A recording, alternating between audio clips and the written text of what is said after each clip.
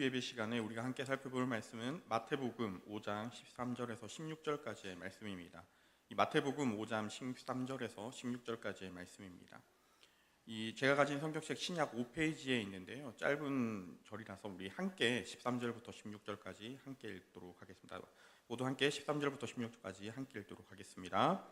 너희는 세상의 소금이니 소금이 만일 그 맛을 잃으면 무엇으로 짜게 하리요? 후에는 아무 쓸데없어 다만 밖에 버려져 사람에게 밟힐 뿐이니라. 너희는 세상의 빛이라. 산 위에 있는 동네가 숨겨지지 못할 것이요 사람이 등불을 켜서 말 아래 두지 아니하고 등경 위에 두나니 이러므로 집안 모든 사람에게 비치느니라. 이같이 너희 빛이 사람 앞에 비치게 하여 그들로 너희 착한 행실을 보고 하늘에 계신 너희 아버지께 영광을 돌리게 하라. 아멘. 네, 사랑하는 성도 여러분, 오늘날은 참 투명한 시대인 것 같습니다. 제 피부가 투명하다라는 그런 소리가 아니고요, 모든 것이 바로바로 알려지고 또 어떠한 잘못들도 잘 숨겨지지 않는 시대인 것 같습니다. 우리가 손에 드는 이 작은 스마트폰을 통해서 이 지구 반대편의 소식조차 잘 알 수 있고요, 또 누군가의 은밀한 일상, 제가 저 멀리 떨어 있지만 그 사람의 잘잘못을 알 수 있는 시대가 오늘인 것 같습니다. 그에 반면 안타깝게도 이렇게 투명해지고 빨라진 시대에 적나라하게 그 치부와 연약함이 폭로되는 곳이 있는데요, 바로 우리가 있는 이 교회가 아닐 수 없습니다. 뉴스를 통해서 우리는 종종 이 교회의 실패들에 대해서 듣게 되죠. 또한 그뿐만 아니라 이 교회 지도자와 이 성도들의 도덕적 일탈과 이기주의의 뉴스를 듣게 될 때면 이 마음속에 안타까움이 존재하게 됩니다. 세상은 더 이상 이 교회를 향해서 따뜻한 시선을 보내지 않는 것 같습니다. 오히려 날선 비판과 차가운 조롱을 던지고 있습니다. 이러한 시대 속에서 그리스도인이라는 이름을 달고 이 세상을 살아간다는 것은 그렇게 쉽지만은 않은 일인 것 같습니다. 그런 세상에서 그리스도인으로 살아가는 우리 대길의 모든 성도님들 참 잘하고 계시고요, 참 너무 귀한 성도님들인데요, 이 시간 옆에 있는 성도님과 함께 활짝 웃으면서 인사해 봤으면 좋겠는데요, 참 축복합니다. 네, 감탄사를 잘 해주셔야 되는데요, 참을 좀 크게 해주셔야 됩니다. 옆에 있는 성도님 보고 한번 축복해 보겠습니다. 참 축복합니다. 네, 감사합니다.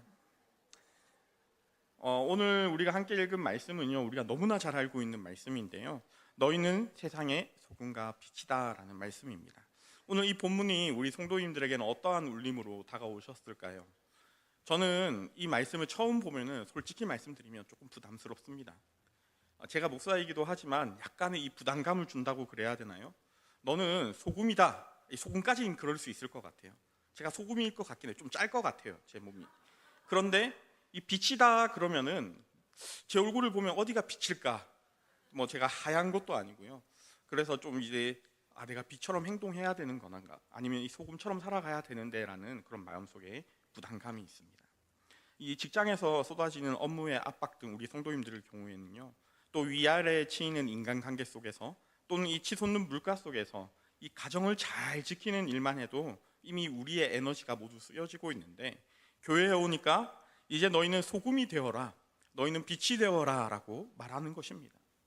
내 마음 안에도 이미 이 짙은 어둠과 힘듦이 가득한데, 내 삶의 한 자락도 썩지 않게 하는 것이 너무나 힘든데 감히 내가 어떻게 세상을 변화시키는 이 소금과 빛이 될 수 있을까라는 질문이 오늘 말씀을 보면서 마음속에 들기 시작하는 것이죠. 사실 우리는 종종 이 하나님의 말씀을 들을 때요, 이 말씀이 어떨 때는 내가 내 삶에서 채워야 할 하나의 할당량처럼 보일 때가 있습니다. 소금과 빛이라는 도덕적인 기준을 완벽히 채워내야만 비로소 하나님에게 인정받을 수 있을 것 같은 그런 느낌도 드는 것이죠. 세상에서 소진된 우리가 교회에서조차 이 순종과 거룩함이라는 무거운 짐을 지어진 것 같습니다. 하지만 사랑하는 성도 여러분, 오늘 마태복음 5장의 말씀은 그런 순종과 우리에게 마음을 압박하고 부담감을 주기 위해서 하는 말씀은 아닙니다. 오늘 예수님께서 이 말씀을 전하신 곳은 화려한 이 예루살렘의 성전이나 번화가가 아니었습니다. 갈릴리의 이름 모를 아주 투박한 언덕이었는데요, 이 말씀을 듣던 청중들은 당시 사회의 철저한 주변인들이었습니다. 로마의 압제 속에서 이 가난과 질병에 시달리는 자들, 율법을 온전히 지킬 여력조차 없어서 이 세상의 종교로부터 소외되고 상처받은 평범하고 남루한 백성들이었습니다. 예수님은 바로 그 상처투성이인 사람들을 향해서 먼저 이 은혜에 대해서 선포하셨는데요. 우리가 너무나 잘 알고 있는 팔복, 심령이 가난한 자, 애통하는 자, 줄이고 목마른 자가 복이 있다라고 선포하셨습니다. 세상의 기준으로는 철저한 패배자들처럼 보였지만, 불행한 자들처럼 보였지만, 예수님은 그들을 향해서 이 천국이 너희의 것이다라고 이 폭포수와 같은 위로와 은혜를 먼저 전달하셨던 것이죠. 그리고 그 벅찬 은혜를 뒤로하고 그 무리들을 향해 오늘의 본문 말씀을 다시 한번 전하시는데요. 우리 13절과 14절 함께 읽어보겠습니다. 너희는 세상의 소금이니 소금이 만일 그 맛을 잃으면 무엇으로 짜게 하리요? 후에는 아무 쓸데없어 다만 밖에 버려져 사람에게 밝힐 뿐이니라. 너희는 세상의 빛이라. 산 위에 있는 동네가 숨겨지지 못할 것이요. 아멘. 예수님의 이 놀라운 선포를 한번 잘 살펴보십시오. 너희는 세상의 빛이다. 너희는 세상의 소금이다. 소금이 될 것이야. 너희는 빛이 될 것이야 라는 이 미래형의 말이 아닙니다. 너희가 이 도덕적으로 깨끗하게 살면, 너희가 흠없이 살면 내가 빛의 자격을 부여해 주겠다라는 말도 아닙니다. 한치의 흔들림 없이 현재형, 너희는 세상의 빛이다. 너희는 세상의 소금이다 라는 것입니다. 너희는 지금 있는 상처 입은 그 모습 그대로 이미 세상의 소금이고 세상의 빛이다 라고 말씀하고 계신 것이지요. 이것은 억지로 야 너희가 좀 노력해서 소금이 되어봐라, 아니면 좀 얼굴을 바득바득하게 밝게 씻고 좋은 옷을 입고 삐까뻔쩍하게 살아서 이 세상에 빛이 되어봐라 라는 율법적인 명령이 아니었습니다. 하나님께서 우리를 어떤 영광스러운 존재로 만드시고 또 우리를 바라보는지를 잘 나타내어 주시는 것이죠. 우리가 잘 알듯이 우리가 무슨 자격이 있어서가 아닙니다. 예수 그리스도의 십자가의 보혈로 우리의 죄를 씻어 주셨고, 죽었던 우리의 영혼 안에 결코 꺼지지 않는 생명을 심겨줘 주신 것입니다. 그 크고 놀라운 은혜가 이미 우리를 썩어가는 세상의 소금으로 또 짙은 어둠을 가르는 빛으로 빚어냈다라는 은혜의 선포인 것입니다. 우리의 처지고 힘들어서 넘어져 있는 그 어깨 위에 이 무거운 짐을 하나 더 실으시려고 하신 말이 아니라는 것이죠. 저와 여러분은 빛과 소금이 되기 위해 무언가를 해야 되는 것은 아닙니다. 이미 예수 그리스도의 십자가로 빛과 소금이 되었습니다. 우리 옆에 있는 성도님들에게 한 번만 더 인사해 보겠습니다. 옆에 있는 성도님들을 활짝 웃으면서 봐주시고요. 당신은 세상의 소금입니다. 당신은 세상의 빛입니다. 네, 제 눈이 부실 정도로 밝은 우리 대기교회 성도님들이신데요. 그렇다면 예수님께서는 이 빛과 소금인 우리에게 어떤 것들을 말씀해 주고 싶으셨던 것일까요? 우리 13절을 한 번만 더 같이 읽어보겠습니다. 너희는 세상의 소금이니 소금이 만일 그 맛을 잃으면 무엇으로 짜게 하리요? 후에는 아무 쓸데없어 다만 밖에 버려져 사람에게 밟힐 뿐이니라. 아멘. 예수님은 십자가의 은혜로 거듭난 우리를 향해서 첫 번째로 이렇게 선언하시는데요. 너희는 세상의 소금이다 라고 말씀하십니다. 우리가 너무나 잘 알고 있듯이 사랑하는 성도 여러분, 이 소금은 단순한 조미료가 아닙니다. 냉장고가 없던 시절에 이 고기와 생선을 썩는 것을 막는 유일한 방부제였으며, 이 로마 군인들의 월급은 이 소금으로 정해졌을 만큼 생존에 절대적으로 필요한 것이 이 소금이라는 것입니다. 예수님이 우리를 이 땅의 소금으로 부르신 이유가 무엇입니까? 이 세상의 본질은요, 가만히 내두면 썩어지는 것이 본질입니다. 사람들이 교육을 많이 하고 이 법과 제도를 잘 만들면 세상이 깨끗해질 것이다 라고 생각했었습니다. 하지만 날이 갈수록 범죄는 더욱 교묘해지고 탐욕과 혐오는 이 전염병처럼 번지고 있습니다. 세상의 어떤 철학과 제도도 인간 내면에 있는 깊은 죄악과 영적인 부패를 완전히 막아낼 수 없는 것이죠.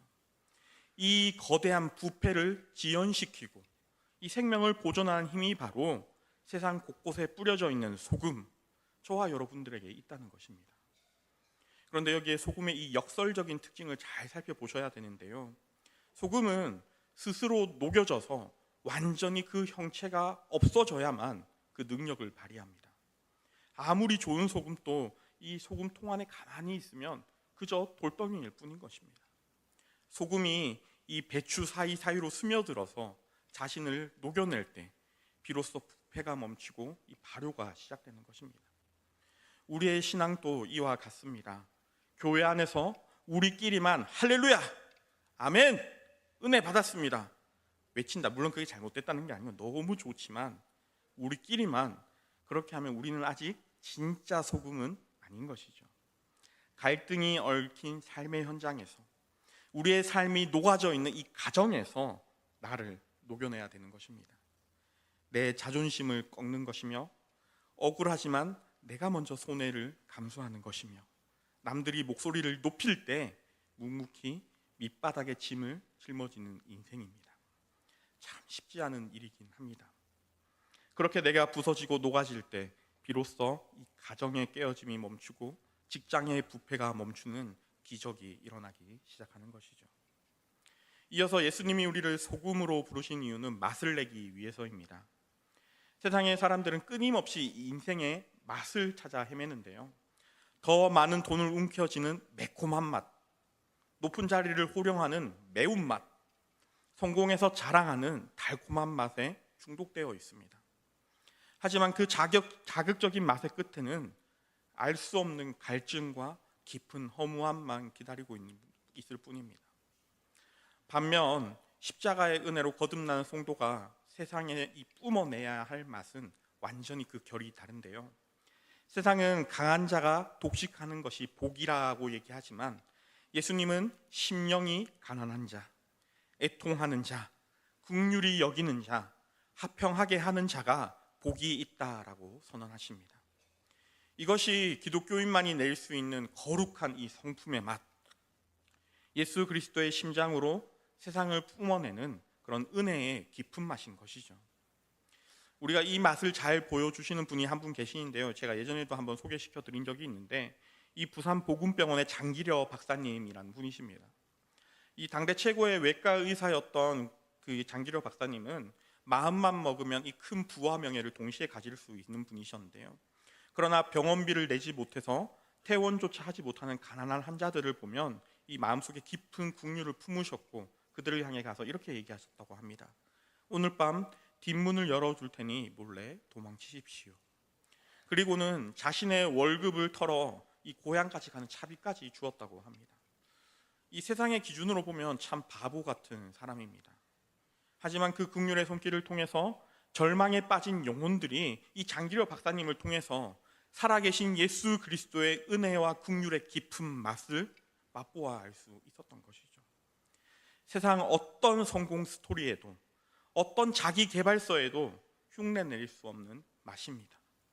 오직 십자가를 통과한 사람만이 낼 수 있는 사람의 영혼을 살려내고 깊고 진한 은혜의 맛인 것입니다. 그러면서 오늘 본문은 그 맛에 대해서만 얘기하는 것이 아니라 동시에 무겁고도 애정어린 경고를 함께 내리고 있는데요. 제가 한번 더 읽어드리겠습니다. 만일 소금이 그 맛을 잃으면 무엇으로 짜게 하리요? 후에는 아무 쓸데없어 다만 밖에 버려져 사람에게 밟힐 뿐이라 라고 이야기하고 있습니다.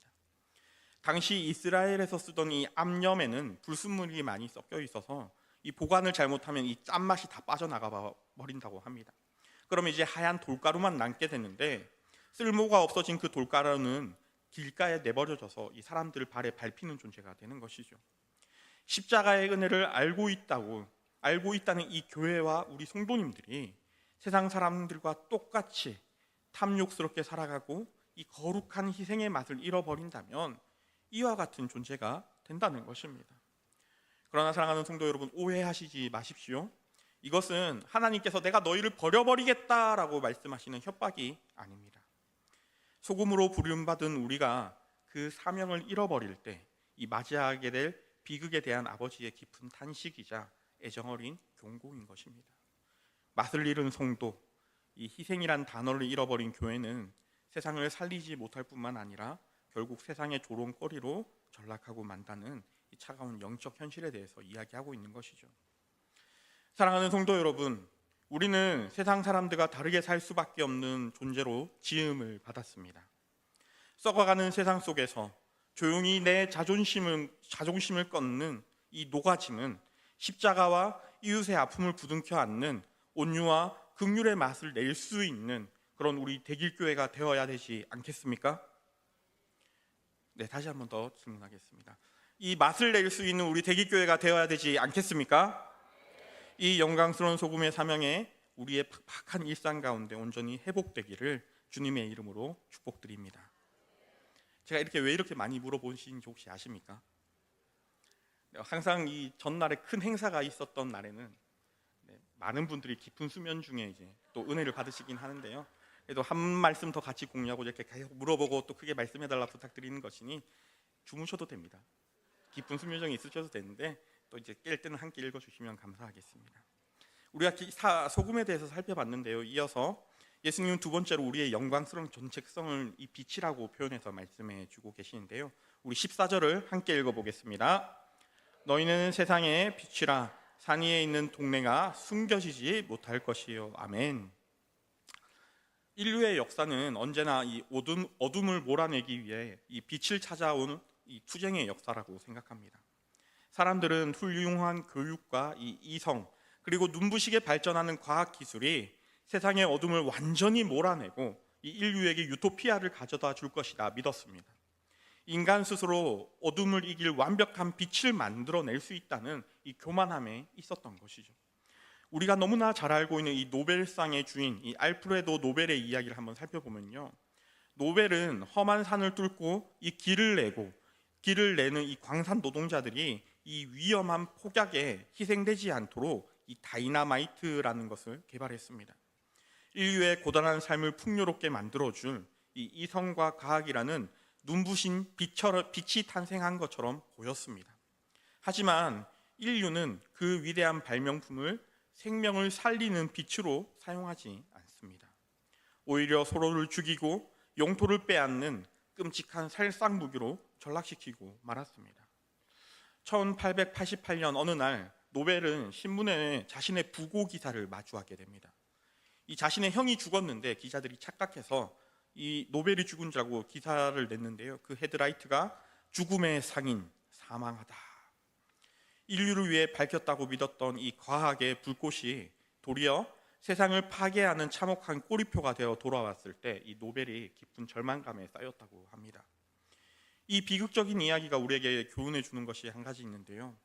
이 하나님이 부재한 인간의 이성과 과학 기술은 결코 세상의 근원적인 영적 어둠을 몰아낼 수 없다는 것입니다.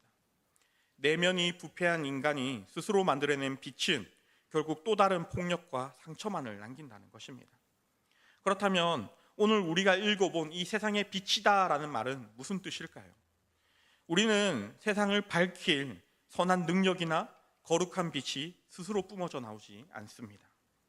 조금만 우리를 건드려도요, 이 혈기와 이기주의가 막 스물스물 올라와서 꿈틀꿈틀거리는 어두움이 보이는 것이 저와 여러분의 본성입니다.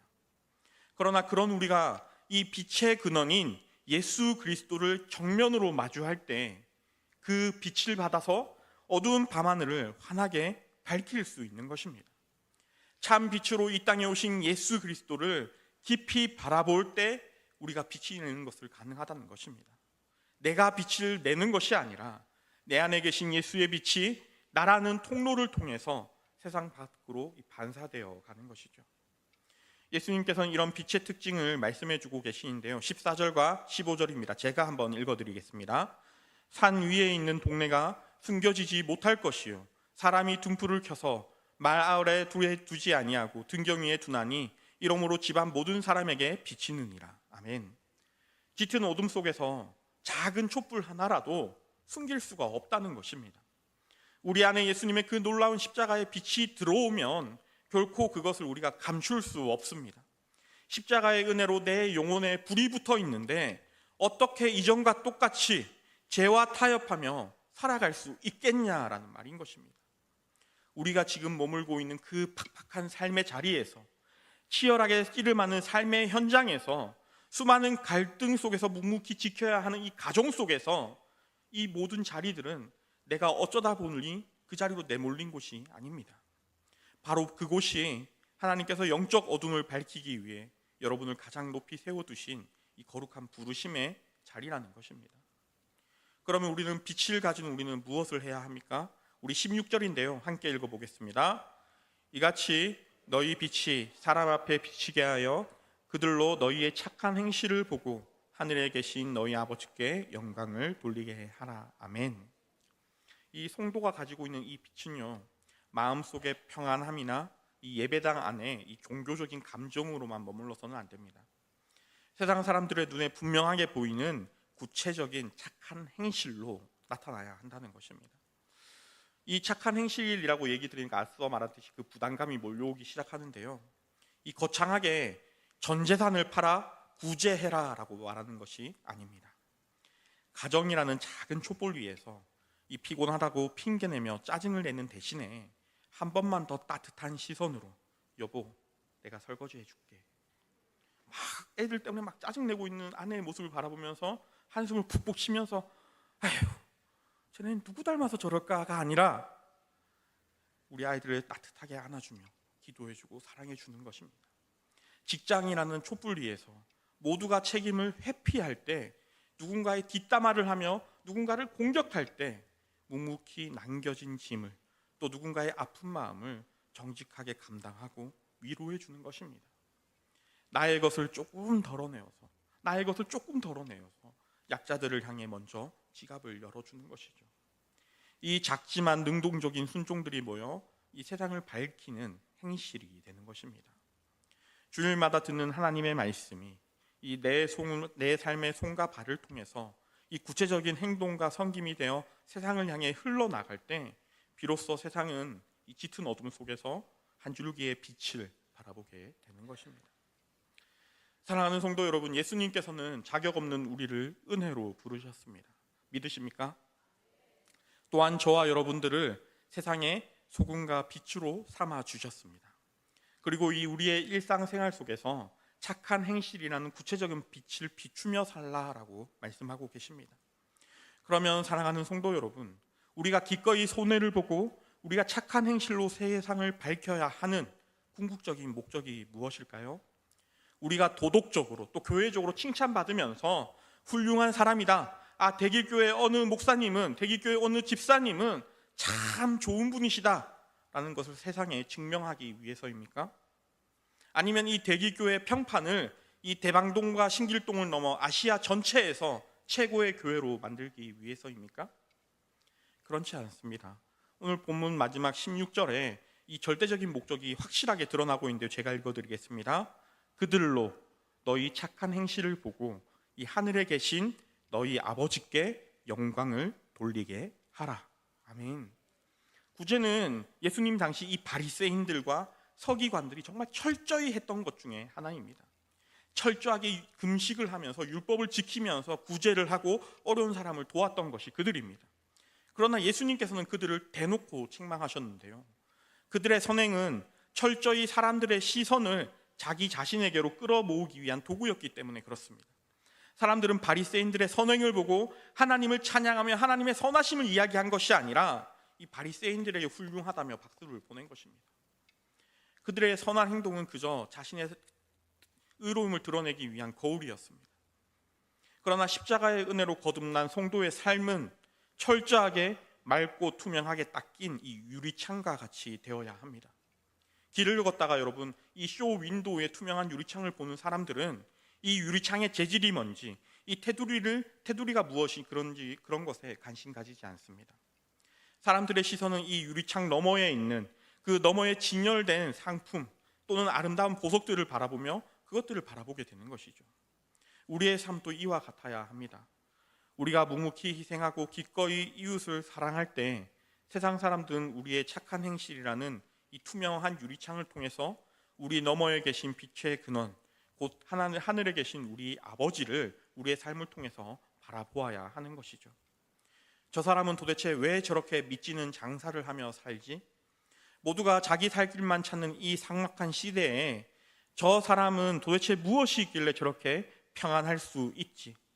저 목사님은 왜 모두가 뻔히 아는 그 말씀을 저렇게 핏대 세우면서 전하고 있지? 세상이 우리를 향해서 이런 질문을 던지며 우리 뒤에 서 계신 이 거룩한 하나님을 발견해낼 수 있어야 한다는 것입니다. 내 이름이 철저하게 지워지고 잊혀지더라도 오직 내 안에 계신 예수 그리스도의 이름만이 영광스럽게 남는 자리, 그것이 바로 이 빛과 소금이 된 성도가 서 있어야 할 이 궁극적인 자리라는 것입니다. 사랑하는 성도 여러분, 말씀을 정리하겠습니다. 혹시 2m가 넘는, 훌쩍 넘는 이 거대한 벽면을 가득 채우는 이 웅장한 그림들을 보신 적 있으십니까? 소위 명작이라고 말하는 정말 큰 그림들이 있는데요. 여러분, 그 그림들은 한 번에 뚝딱 하고 만들어지지 않습니다. 수십 장의 작은 캔버스를 모아서 하나하나 맞춰가면서 그려내야지 이 큰 그림이 완성되는 것입니다. 그런데 이 캔버스를 한 걸음 다가가서 그 사이를 잘 살펴보시면요, 투박하게 잘린 작은 종이들 또는 이 붓으로 그린 그림들을 작게 살펴볼 때는 도저히 그것이 알아보기 힘들 정도로, 무엇인지 모를 정도로 난해합니다.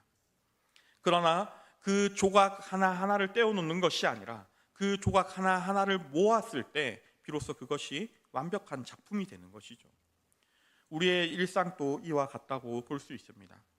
위아래로 치이는 직장에서 홀로 손해를 감수하는 억울한 순간들 속에서 피곤한 몸을 이끌고 살아나가는 가족을 위해 묵묵히 집안일을 돕는 그런 시간들을 통해서 이 남들이 알아주지 않아도 정직함을 선택하는 의로운 결단 속에서 때로는 우리의 하루하루가 너무나 어두워 보이고 너무나 지치고 짙은 그림자가 길게 들어워진 삭막한 도시의 골목길처럼 정말 초라해 보일지라도 내가 이렇게 끝까지 참고 선하게 살아가는 것이, 내가 바보처럼 살아가는 것이 도대체 무슨 의미가 있지라는 회의감이 들더라도 그 작고 눈물겨운 순종의 조각들은 결코 무의미하지 않게 흘러가고 있다는 것입니다.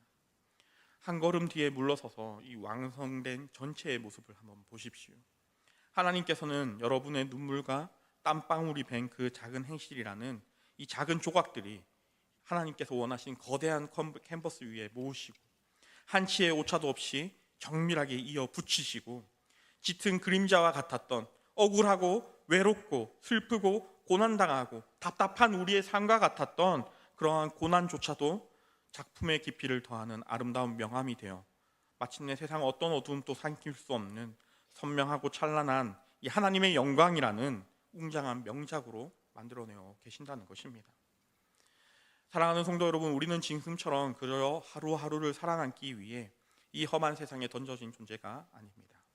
어떻게든 생존 경전에서 밀리지 않고 내 밥그릇 하나 더 챙기려고 발부동치다 끝날 허무한 인생이 아니라는 것입니다.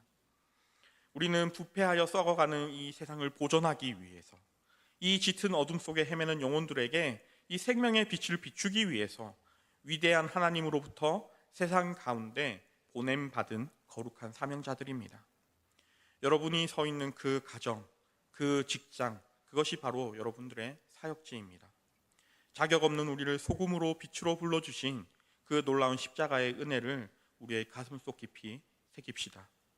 그리고 내일부터 시작되는 우리의 일상 가운데 이 구별된 성품의 거룩한 짠맛을 나타낼 수 있고 세상을 향해 빛을 비출 수 있는 우리 성도님들 되기를 소원합니다.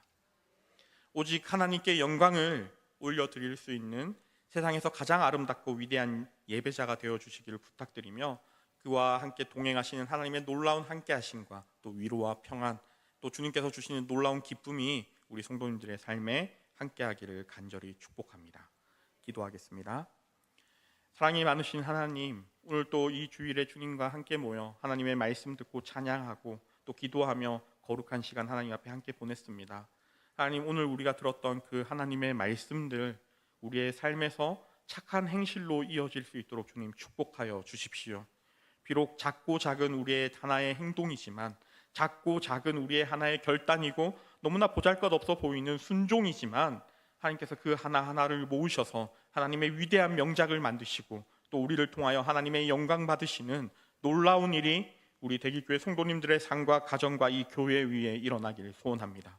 그래서 하나님께서 우리 교회를 보시고 참 기쁘고 잘된 종아, 나의 영광된 종아라고 불러주시며 칭찬해 주시기를 기뻐하며 우리가 그 영원한 삶 살아가는 동안 지치지 않고 하나님의 말씀 순종하며 나아갈 수 있는 귀한 대길교회 될 수 있도록 주님 축복하여 주십시오. 언제나 하나님께서 우리와 동행하여 주심을 믿사오며 예수 그리스도의 이름으로 기도드립니다.